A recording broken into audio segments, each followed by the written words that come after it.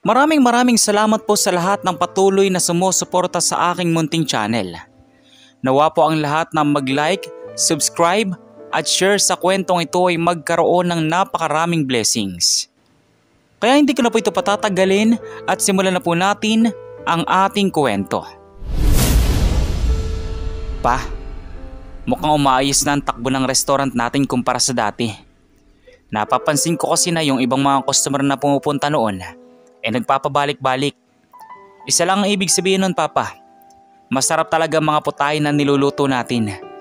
Sana lang ay magtuloy-tuloy ng paglakas ng restaurant na makabawi naman tayo sa nagastos natin sa pagkalugi noon. Sabi ni Jason sa kanyang papa. Oo nga anak, napapansin ko din na maganda-gandang sales natin ngayon.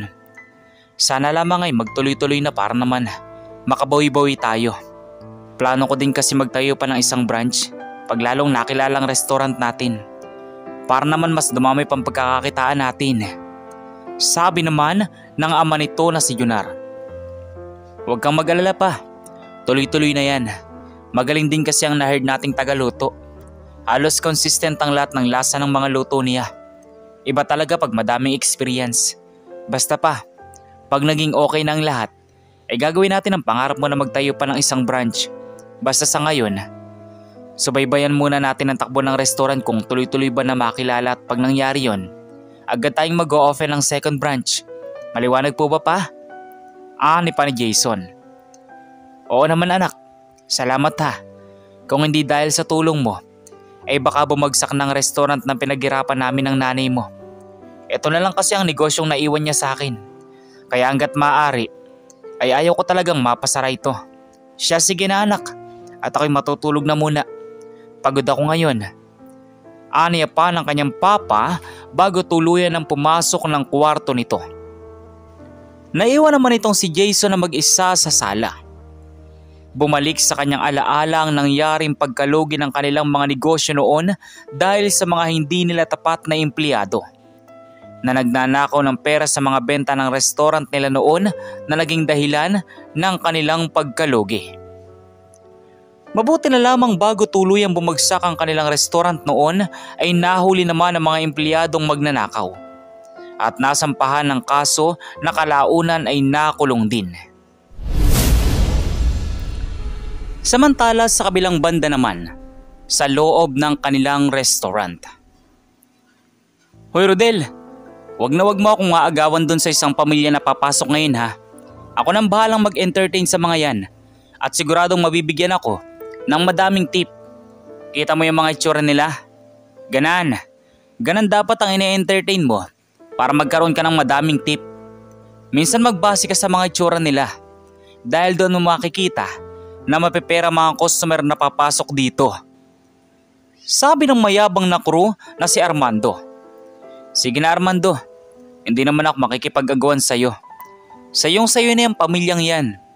Pero gusto ko sanang i-remind sa'yo, nakabilin-bili na ng manager natin noon na huwag tayo mamimili ng customer, di ba?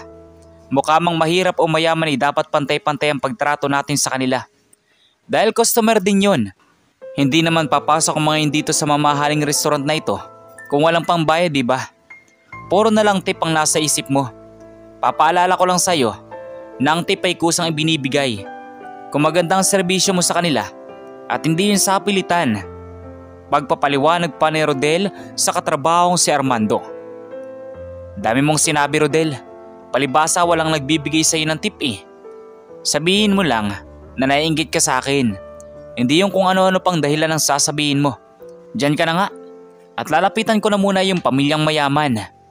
Sabi ni Armando bago dali-daling lumapit sa papadating na customer at in-entertain ng mga ito. Hello ma'am and sir, good afternoon po. Welcome po. Dito po kayo sa table na ito. Saktuhan po ang mahabang table na ito para sa inyong pamilya. Nakangating sabi ni Armando sa pamilyang mukhang mayaman. Ngunit hindi man lamang siya pinansin ng mga ito at agad na lamang umupo sa bangko na tinuro niya at hindi man lamang nagpasalamat. Pwede pa hingi ng menu nyo, Pastor please, dahil gutom na mga anak ko. Sabi ng matapobreng babae. Natataranta namang iniabot ni Armando ang menu ng mga pagkain at agad na umorder ang mga ito. Habang kumakain ay nakaabang si Armando malapit sa mga ito. Umaasa kasi siya na pagkatapos ng pagkain ay aabutan siya ng tip ng mayamang pamilya. Ngunit labis siyang nadismaya matapos noon. Dahil ultimo piso ay wala man lamang na iniabot sa kanya at walang pasasalamat na umalis ang mga ito.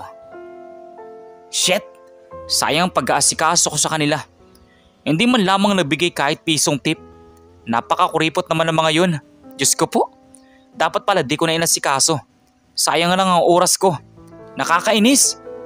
Padabog na sabi ni Armando na narinig naman ni Rodel. Sabi ko naman kasi sa iyo, Armando, huwag kang mag-expect ng tip. Kusa naman magbibigay mga customer natin kung talagang nagustuhan nila ang service mo. Tapos ngayon re-reklamo ka. Sabi pa ni Rodel. Pwede ba, Rodel? Tumigil ka nga sa mga pinagsasabi mo. O hayan, may papadating na customer. Ikaw na mag-asikaso at ayaw ko sa mga yan. Mukhang mahihirap. Pangmamata na sabi ni Armando nang makita ang isang pamilya na papasok sa restaurant. Wala kang choice, Armando. Madami akong customer ngayon na inaasikaso. Ikaw lang walang ina-assist dyan oh. Kaya ikaw na mag-asikaso. Sabi pa ni Rodel kay Armando. Dahil doon ay wala nang nagawa itong si Armando kung hindi asikasuhin ang bagong pabadating na pamilya na sinasabi niya mukhang mahihirap lamang. Sinalubong niya ito nang wala man lang galang sa kanyang pananalita. Pwede kayo dito umupo sa isang lamesa na mahaba. Mukha namang hindi kayo maaarte. Diyan lang kayo dahil nakareserve ng ibang malalaking lamesa. Nakasimangot na sabi ni Armando at tila walang karespe-respeto sa pananalita niya. Dahil doon ay napatingin naman ang mag-asawa at hindi nagustuhan ang tono ng pananalita nito. Mawalang galang na ho. Bakit ganang kayong manalita sa mga customer nyo dito? Hindi kami pumunta dito para bastusin nyo lang. Maayos kami pumunta dito. Dapat maayos mo din kaming i-entertain. Inis na sabi ng mag-asawa pero mababakas pa din ang pagiging professional ng mga ito sa pananalita. Paano ko naman kayo re-respeto? Tingnan nyo naman yung itsura nyo. Ang dudungis nyong tingnan. Para sabihin ko sa inyo, ang restaurant na ito ay para lamang sa mga may kaya sa buhay at kaya ma-afford ang mga menu dito. Halos nagre-range ng 3 to 2,000 ang bawat putahe dito. Malamang sa malamang, hindi nyo kaya ma-afford yun. Kaya habang maaga pa, maaari na kayong umalis dahil magsisisi na lang kayo sa uli kung hindi kayo makakabayad. Sabi pa ni Armando na labis naman na ikinainis ng mag-asawa. Ang yabang mo naman, hindi porket gantong itsura namin, di na namin afford ang mga pagkain dito. Sige, hindi na kami makikipagtalo sa iyo dahil pwede naman kaming lumipat sa ibang restaurant. Ayaw namin kumain sa restaurant na ito kung tulad mo lang na walang respeto at mapanghamak ang mag-entertain sa amin. Mahal, mga anak, tara na at lilipat tayo sa restaurant na may magandang customer service. Sabi ng lalaki at hindi na nakipagtalo pa kay Armando. Natuwa naman si Armando nang umalis sa mga ito. Para sa kanya ay wala na siyang i-assist na customer. Dahil alam niya sa kanyang sarili na wala din naman siyang mahihita sa mga yon. Dahil mukha namang mahihirap lamang at walang pera. Lumapit naman sa kanya ang katrabahong si Rodel at pinagsabihan siya. Bakit mo naman ginawa sa customer natin yun, Armando? Sayang oh, imbis na customer na natin ay nawala pa. Alam mo, pag nalaman na may-ari ng restaurant na ito ang ginagawa mo, ay siguradong matatanggal ka sa trabaho mo. Pagsasabi ni Rodel. Pakialam mo ba, Rodel? Wala ka nang pakialam kung anong gusto ko. Masyado kang pakialamero sa ginagawa ko. Akala mo naman pamamanaan ka ng restaurant na ito. Galit na sabi ni Armando. Dahil doon ay napatahimik na lamang si Rodel at hindi na nagsalita pa. Alam kasi niya na haba lamang ang kanilang pagtatalo kung sasagot pa siya. Samantala sa kabilang banda naman, simula nang mangyari ang pangbabastos ni Armando sa pamilya mukhang mahirap, ay tila ba humina ang pasok ng customer sa restaurant. Biglang bumaba ang sales nila at kung minsan pa nga ay nauungusan na sila ng kalapit nilang kainan. Hindi naman lingid sa kaalaman ng mag-amang si Jason at Junar na nagkakaroon ng pangit na customer service sa kanila dahil nakikita nila ang review ng mga customer nila sa restaurant. Kaya naman isang bagay ang naisip nila upang mawala na sa restaurant ang tauhang walang respeto at pagmamahal sa mga customer. Isang araw ay tinawagan ni Jason ang matalik niyang kaibigan na si Gabriel. Plano kasi nitong pakiusapan na kung maaari ay magkunwari itong mahirap na customer sa kanyang restaurants upang makilala kung sino ba sa mga tauhan niya ang gumagawa ng hindi maganda at nagbibigay ng pangit na serbisyo. Kaibigan Gabriel, alam kong kahit kailan ay hindi mo ako matatanggihan. Gusto ko sanang pakiusapan ka na pumunta sa restaurant namin at magpapanggap na mahirap na customer. Mas maganda din siguro na isama mo ang dalawa mong anak. Don't worry kaibigan, lahat ng kakainin nyo dun ay ako nang bahala. Sana ay matulungan mo ako sa aking gusto. Para lang sa negosyo namin. Sana ay paunlakan mo ang aking anyaya.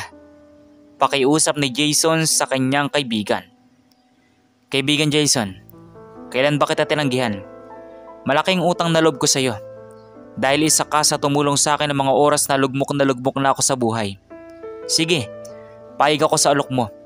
At bukas na bukas, ay bibisita ako sa restaurant mo upang kumain. Sisiguraduhin ko din na malalaman ko kung sino ba ang taong walang galang sa mga customer na pumapasok sa restaurant mo. Sabi ng kaibigan. Kinabukasan nga ay agad nang nag-asikaso ang kaibigan niya papuntang restaurant. Nagsuot lamang ito ng simpleng damit na sando, short at disipit na tsinelas. Kasama ang anak niyang dalawa na pinagsuot din ng simpleng kasuotan. Pagpasok nila sa restaurant ay nilapitan agad sila ng isang lalaki na waiter doon. Hindi mapinta ang mukha ng waiter at tila minamata-mata sila base sa tingin nito. Uupo na sana sila ng upuan nang pigilan sila nito. Kuya, tanong ko lang, may pera ba kayo na pangkain dito sa restaurant na ito? Dahil kung wala po, maaari na po agad kayong makalabas dito.